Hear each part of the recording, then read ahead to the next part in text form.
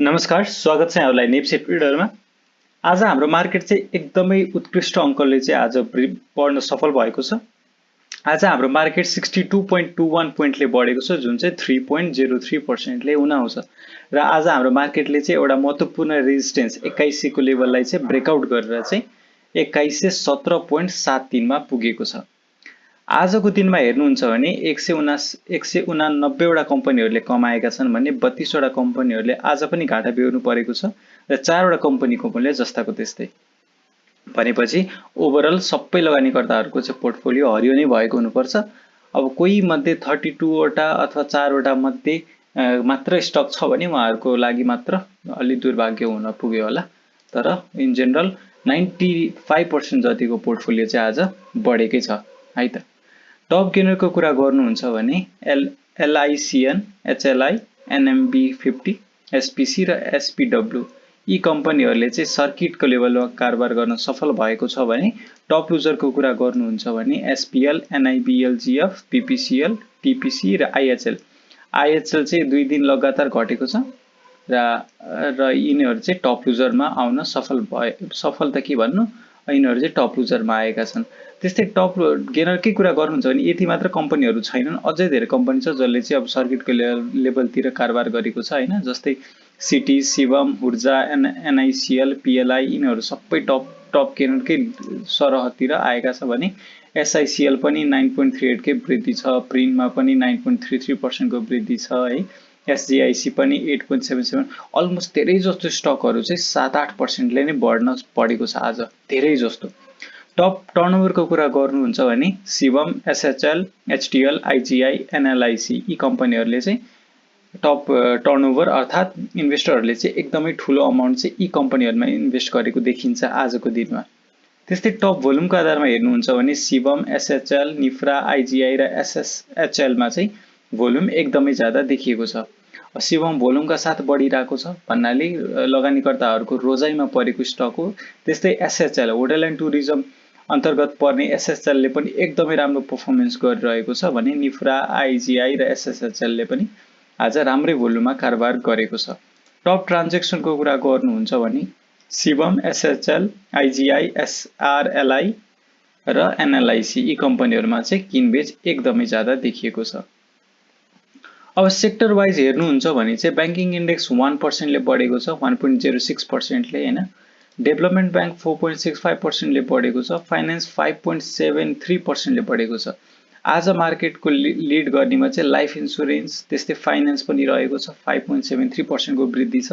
Hotel and टुरिज्मले चाहिँ आज बढ्न चाहिँ सब बढेकै छ। राम्रो कम्पनीहरू जस्तै SHL हरू सधैँ सर्किटकै लेभलमा कारोबार गर्थे भने तिनीहरू पनि रोकेको चाहिँ छैन। तर overall hotel and tourism sector हेर्नुहुन्छ भने चाहिँ 1.66% ले मात्रै बढेको छ। हाइड्रो पावर हेर्नुहुन्छ भने 1.85% ले बढेको छ, इन्भेस्टमेन्ट 2.32% ले बढेको छ, यो पनि राम्रै वृद्धि हो। लाइफ इन्स्योरेन्समा चाहिँ एकदमै रौनक देखिएको छ, 7.79% को वृद्धि छ। म्यानुफ्याक्चरिङ एन्ड प्रोसेसिङको कुरा गर्नुहुन्छ भने 4.33% को वृद्धि छ। माइक्रो फाइनान्स 1.83% को वृद्धि छ, म्युचुअल फन्ड पनि 1.83 कै वृद्धि छ। नन लाइफ पनि आज एकदमै राम्रो रौनक देखिएको छ, 6.09% को वृद्धि छ भने अदर इन्डेक्स 5.22% को वृद्धि छ र ट्रेडिङ इन्डेक्स पनि आज मार्केट लिड गरेको छ, 5.03% ले बढेर है त। अब आगामी दिनमा चाहिँ कतासम्म जाला मार्केट है, त्यसको लागि हामीले टेक्निकल एनालिसिसमा आउनुपर्ने हुन्छ। यदि राम्रोसँग हेर्नुहुन्छ भने चाहिँ यसले हायर हाई बनाएको छ यो करेन्ट र्यालीको है। सो जुन यो करेक्सन भएको थियो है, कति दिन 4 दिन लगाएर जुन करेक्सन भएको थियो त्यो चाहिँ एकै दिन इन्गल्फ गरेर चाहिँ भोल्युमको साथ बढ्दैको छ आज मार्केट है। त्यसकारण चाहिँ यो एउटा बुलिस माराभुजु क्यान्डल हुन पुग्यो र यसले चाहिँ आगामी दिनमा चाहिँ यो 8100 को अब यो रेजिस्टेन्स तोडिसक्यो भनेर बुझ्दा भयो। किनभने पहिला पनि रिटेस्ट गरेको थियो, त्यसपछि लगातार घट्यो र त्यसपछि फेरि ब्रेकआउट दिएको छ। एउटै क्यान्डलले ब्रेकआउट दिएको छ, त्यो पनि भोल्युम सहित, भनेपछि यो एकदमै राम्रो खालको वृद्धि थियो आजको। र आगामी दिनमा पनि अब यस्तै क्यान्डल सधैँ त फर्म नहोला कि, तर अब यसरी नै सानसाना क्यान्डल भए पनि बढ्नु भनेको चाहिँ हाम्रो लागि राम्रो गुड न्यूज हुन सक्छ। अब चाहिँ हामीले इन्डिकेटर लगाएर हेर्नुपर्ने हुन्छ कन्फर्मेसनको लागि। पहिलो नम्बरमा मैले MACD देखाउन चाहे। आज MACD मा हिस्टोग्राम बढेको हुनुपर्छ। र नभन्दै आज हिस्टोग्राम बढेको छ है। र मैले आगामी भिडियोहरुमा पनि के भनेको थिए भन्दाखेरि चाहिँ यदि सेल सिग्नल आयो भने चाहिँ मार्केट तल जाने सम्भावना एकदम ज्यादा हुन्छ, तर यो MACD को लाइन तल तल आउँदै गर्दाखेरि नछोइकनै फर्किने सम्भावना यदि भयो भने, यदि त्यसरी फर्क्यो भने चाहिँ मार्केट एकदमै बुलिश छ भनेर बुझ्दा हुन्छ भनेर भनेको थिए। र नभन्दै आज सुरुवात चाहिँ भएको छ, MACD को लाइन फेरि मास्तिर फर्केको छ भनेपछि जुन तपाईको मे 17 मा जुन बाइ सिग्नल भ्यालिड भएको थियो त्यो स्टिल भ्यालिड छ। तपाईहरु बाइङको लागि अझै पनि हेर्न सक्नुहुन्छ है त। अर्को इन्डिकेटर मैले देखाउन चाहे RSI अनुसार यदि हेर्नुहुन्छ भने चाहिँ RSI ले 64 63 तिर चाहिँ सपोर्ट लिएको, 65 तिर सपोर्ट लिएर आज RSI 72 मा पुगेको छ है। सो स्याचुरेसन पनि आएन है। त्यसकारणले किनभने यदि हेर्नु त आज भन्दा चाहिँ अब आजको मार्केट भन्दा तलै हुँदाखेरि हाम्रो RSI कहाँ थियो भन्दाखेरि 75 मा थियो है। अब चाहिँ के भयो, यो अलमोस्ट हायर हाई बनाउँदाखेरि पनि RSI कहाँ छ भन्दाखेरि 72 मा छ भनेपछि स्याचुरेसन अलिकति भयो पनि कम भयो, अझै बढेर जाने सम्भावना चाहिँ एकदमै ज्यादा हुन्छ है। र त्यसकारण चाहिँ आगामी दिनमा चाहिँ अब RSI पनि माथि हुने कारणले गर्दाखेरि चाहिँ एउटा राम्रै र्याली अझै एकदम तीव्र तेजीले बढ्न सक्ने सम्भावना चाहिँ ज्यादै हुन्छ। त्यस्तै अर्को इन्डिकेटर देखाउन चाहे मैले बोलिङ्गर ब्यान्ड अनुसार यदि हेर्नुहुन्छ भने है, अब फेरि अप्पर ब्यान्ड छुन गएको छ बजारले। फेरि अप्पर ब्यान्डतिरै कन्सोलिडेट भएर यदि बस्न सक्यो भने चाहिँ मार्केट एकदमै ज्यादा बुलिश का साथ चाहिँ तेजीका साथ चाहिँ मार्केटले 2200-2300 बनाउन ठुलो कुरो हुँदैन यो पालिको जस्तो लाग्छ है मलाई चाहिँ। किनकि जुन तेजीले जुन इन्डिकेटरहरूले एकदमै दीर्घकालीन रूपको वृद्धि देखिरहेछ क्या, इन्डिकेटर अनुसार पनि यस्तो खालको प्याटर्न चाहिँ कहिले बनेकै थिएन। लास्ट र्यालीको कुरा गर्नुहुन्छ भने चाहिँ यस्तो खासै बनेको चाहिँ थिएन, किनभने यहाँनिर प्योर MACD को आइदियो हैन, तर सरर बढ्यो, त्यसपछि के भयो घटेरै गयो हैन। तर यो चाहिँ के भयो, करेक्सन सानसानो आउँदै बढिरहेको छ क्या। त्यसकारण यो चाहिँ दीर्घकालीन रूपको अथवा सस्टेनेबल वृद्धिको लागि चाहिँ एकदमै उत्कृष्ट देखिन्छ यो पालिको र्याली चाहिँ। त्यसकारण तपाईहरु चाहिँ किन्नको लागि डराउनु पर्दैन यसलाई है। घटेर जाँदाखेरि मैले तपाईहरुलाई बेच्नु भनेको थिएन, किन्नु भन्ने भनेको थिए है। यदि धेरै प्रफिट भइसक्यो भने चाहिँ बेचेर प्रफिट बुक गर्दा भयो भनेको थिए। यदि भर्खरै किन्नु भएको छ भने अहिले होल्डै गर्नु, मार्केट बढेरै जाने सम्भावना हुन्छ भनेर मैले बारम्बार यो 3-4 दिन घटेकै दिन मैले भनिरहेको थिएँ है। किनभने मार्केट यो दिनतिर बढ्दाखेरि पनि कहिलेकाहीँ हाम्रो स्टकहरु चाहिँ युजुअली घटिरहेका थियो। यो चाहिँ केही मार्केट चाहिँ जस्ट बढेको, तर सबै स्टकहरु धेरै जसो घटेको स्थितिहरु पनि थियो होला हैन। त्यो दिनहरु पनि मैले सेल चाहिँ नगर्नु नै भनेको थिएँ है।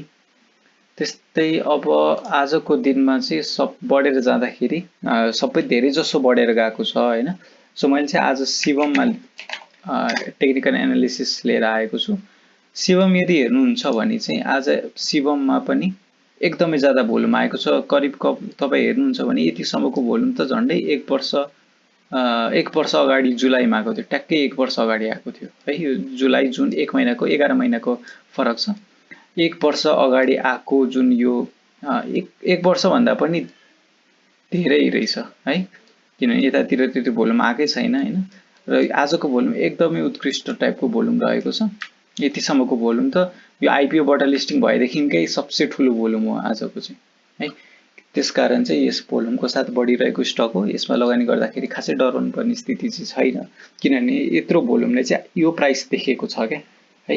भनेपछि प्रफिट बुक गर्नेहरूले पनि आज गरे होला, न्यू बाइङहरु धेरै भयो होला हैन।